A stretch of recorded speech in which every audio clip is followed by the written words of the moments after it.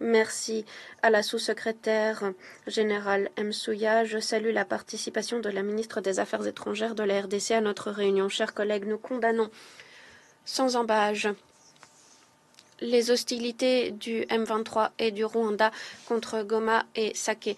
Nous appelons à un cessez-le-feu immédiat et à la fin des confrontations qui mettent en danger les civils et ont déplacé des dizaines de milliers de personnes supplémentaires alors que la population fuit les combats.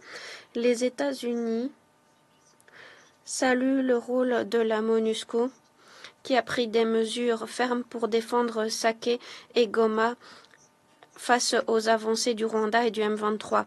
Nous faisons part de nos plus sincères condoléances aux familles de tous les casques bleus qui ont perdu la vie dans ces attaques et nous félicitons tout le personnel de la MONUSCO pour son courage et ses efforts de protection des civils lors de ces attaques. L'utilisation d'artillerie de pointe, notamment de brouillage de GPS et de l'orage, entrave les efforts humanitaires, met en danger la MONUSCO et met également en danger tous ceux qui fuient les violences. Ces actions doivent cesser immédiatement. L'utilisation indiscriminée d'artillerie met en danger les civils alors que des bombes tombent à proximité de sites de personnes déplacées. Les responsables du M23, d'autres groupes armés et du Rwanda doivent émettre des ordres clairs, à savoir qu'il est interdit de cibler les civils et les sites de personnes déplacées. Chers collègues, il ne saurait y avoir de solution militaire à la situation en RDC. Pour parvenir à une paix pérenne, toutes les parties doivent honorer leurs engagements au titre du processus de Luanda, conformément aux termes établis par le président de l'Angola. Nous appelons à l'opérationnalisation d'un mécanisme de vérification ad hoc.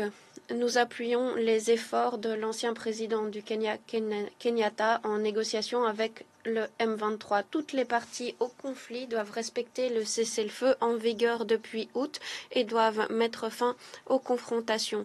Nous appelons les partenaires de la région des Grands Lacs à utiliser les outils diplomatiques à leur disposition pour insister sur ce message. Il convient de respecter l'intégrité territoriale et la souveraineté de la RDC. Il convient de mettre fin à toute forme d'appui aux groupes armés, qu'ils soient congolais ou étrangers. Toutes les parties doivent défendre les droits humains et le droit international humanitaire et garantir un accès immédiat et sans entrave aux populations dans le besoin d'assistance humanitaire. Les États-Unis sont alarmés par les informations du groupe d'experts de l'ONU faisant état de la création d'une administration parallèle, de recrutement forcé ou encore d'exploitation illicite de zones minières dans les régions contrôlées par le M23.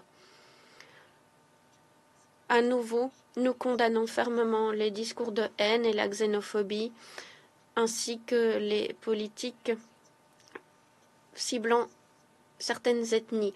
Nous allons utiliser tous les moyens